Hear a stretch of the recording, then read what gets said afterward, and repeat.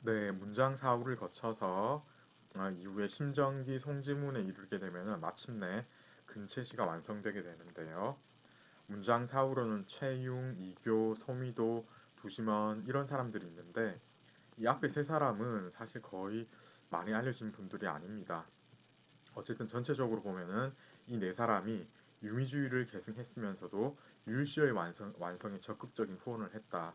뭐 그냥 우리 책에도 나와 있듯이 이 정도로만 보시면 되겠고, 두시머는 조금 알아두셔야 되는 게 이제 이 사람이 그 이전 세대 장군이자 학자였던 두의 자손일 뿐더러 이제 두보의 할아버지였거든요. 그렇기 때문에 이제 두시머는 조금 알아두셔야 되겠고, 특전무 때 이 두시먼 같은 경우에는 궁전 시인으로서 크게 활약을 하는데 심정기 송지문과 견줄 정도로 뛰어난 그런 궁정 시인이었다고 전해지고 있습니다.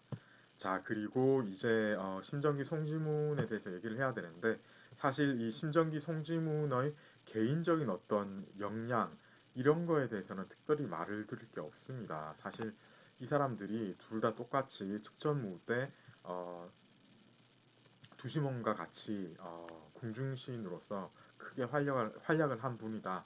뭐 이 정도만 아시면 되겠고 이 사람들이 유명한 거는 근채시의 경류를 마침내 이 사람들이 완성을 했기 때문입니다.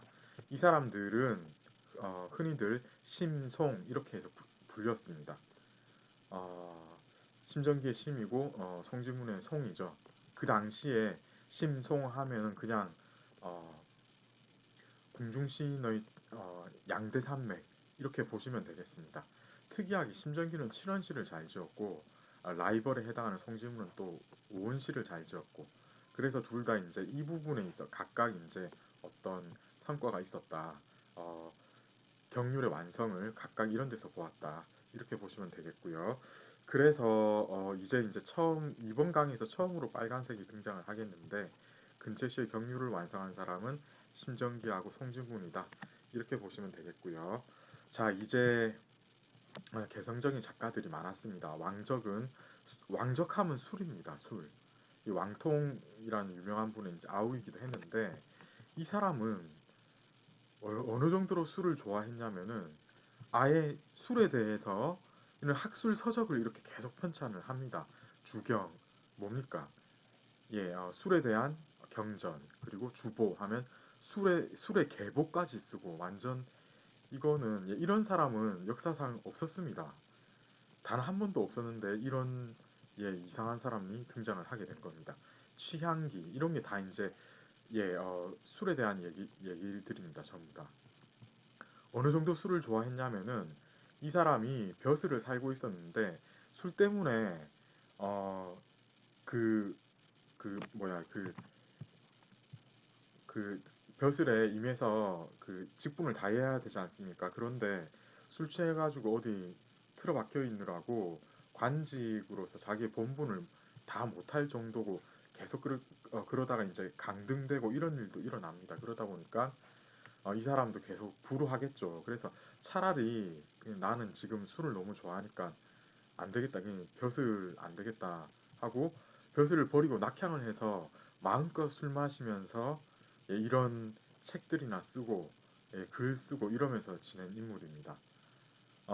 그러다 보니까 자연스럽게 이제 도연명의 품격하고 비슷한 그런 작품 경향을 보이게 되겠고요.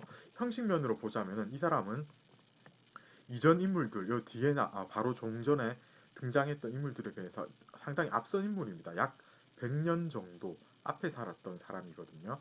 그러니까 굉장히 당의 초반기에 살았던 인물인데 그러다 보니까 그 당시 어떤 재량의 율시의 형식하고 형식 면에서는 엄청 비슷한데 내용은 이렇게 자유로운 이런 내용을 다뤘다라고 보시면 되겠고요. 자, 그리고 이 뒤에 나오는 이 사람도 왕씨인데요. 이 사람은 더 특이합니다. 이 사람은 불교 신자였습니다. 그래서 이게 지금 생물 연대가 불명하지 않습니까? 왜냐하면은 이 사람은 벼슬을 살지 않고 그죠? 예. 거의 이제 특히 이제 초기에는 이 사람이 어떤 삶을 살았는지 아예 잡히지가 않습니다.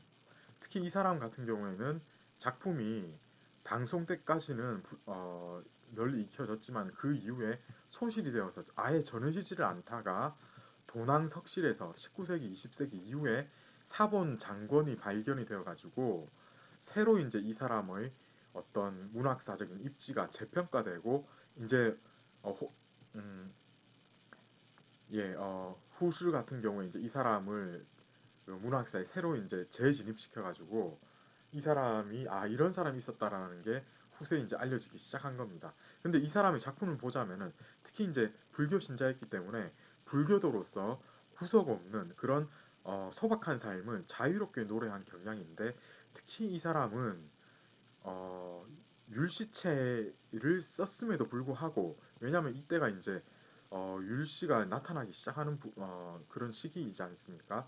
그런데 이 사람의 작품을 보자면은 어, 언어적인 면에서 민가 같은 수준으로 굉장히 단순한 그런 언어를 가지고 글을 씁니다. 그러니까 민가 같은 수준으로 율체가 재탄생되는 어떤 그런 면모가 지금 보여지고 있고 그런 면에서 굉장히 특이한 시를 썼다라고 보시면 되겠고 이 사람의 어떤 품격은 뒤에 한산 습득 같은 선승의 어떤 그 작품 활동에 영향을 줘서 그 나름의 개라고 하는 어떤 특정한 작품의 형성에 결정적인 영향을 줬다라고 보시면 되겠습니다.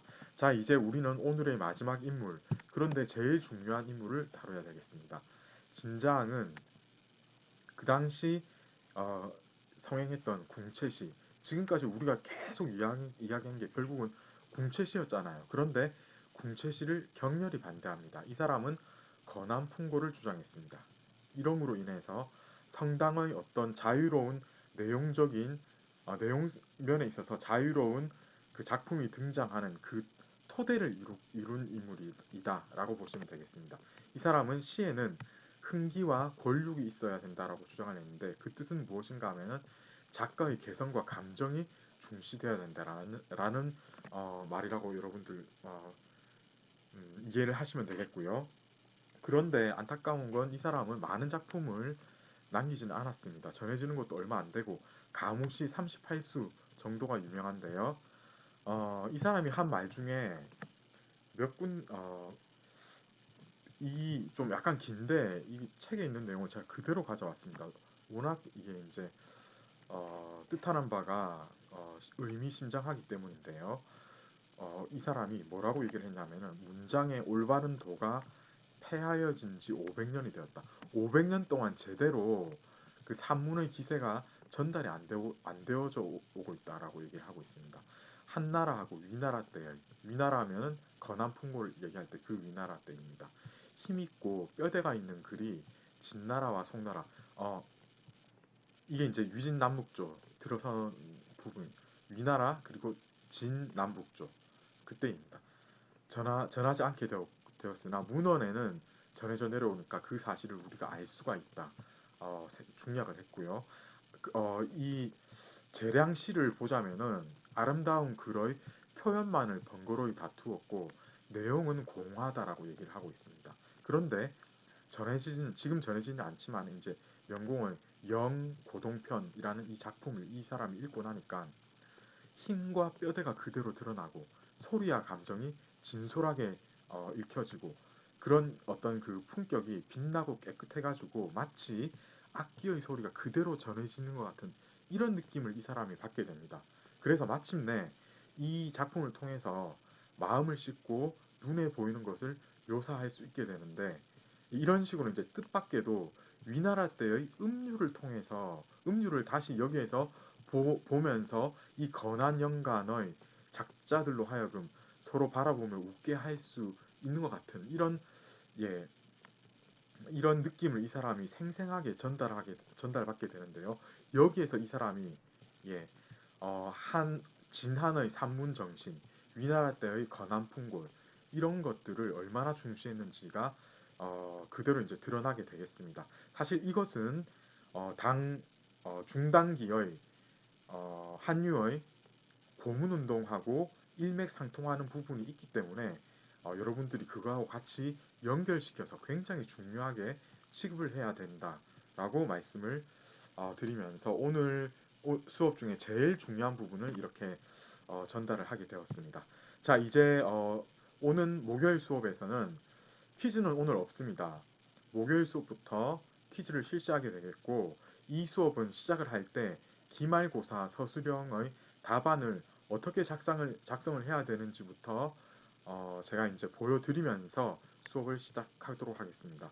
초당시에서 오늘 이렇게 어떤 어, 개요에 대해서는 제가 다 전달을 했는데 시 실제적으로 시가 어떤 식으로 창작이 되었는지에 대해서는 제가 이제 전달을 안 했습니다. 이제 초당시 성당으로 넘어가면서 이 부분의 실제 시가 어떤 식으로 창작이 되었는지를 같이 한번 연속선상에서 보면서 이제 다루어야 되기 때문에 그거를 지금 약간 미룬 상태입니다. 목요일 수업이 굉장히 중요하겠습니다. 이 초당시뿐만 아니라 이제 이 사실 이제 재량으로 이어지면서 초당으로 오면서 성당까지 이 시가 어떤 식으로 어, 그 문체적으로 그리고 내용적으로 변화되어 가고 있는지 이런 것들을 한번 연속 선상에서 보면서 다루도록 하겠습니다.